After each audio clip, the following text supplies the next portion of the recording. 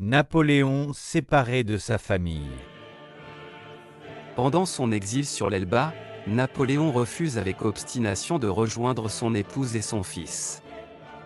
Il ne les reverra jamais.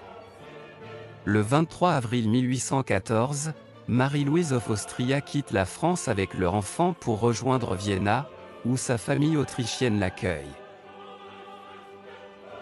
Une formule célèbre de Victor Hugo.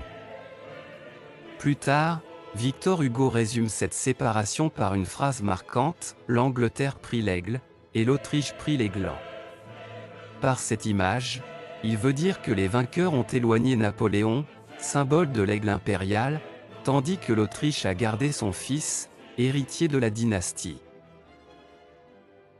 Le fils de Napoléon devient France de Reichstad. Le fils de Napoléon, autrefois appelé roi de Rome, reçoit le nom de France et devient Napoléon II, duc de Reichstad, par décision de son grand-père, le Francis I of Austria. Il grandit loin de la France et loin de son père, dans un environnement entièrement autrichien. Une jeunesse surveillée et solitaire. Élevé à la cour de Vienna, France reçoit une éducation sévère. Le puissant ministre Clemens von Metternich veille à ce qu'il ne devienne jamais un symbole politique dangereux. On cherche à effacer en lui l'héritage napoléonien pour en faire un prince autrichien discipliné. La nouvelle vie de Marie-Louise. Après la mort de Napoléon en 1821, Marie-Louise poursuit sa vie loin des Bonaparte.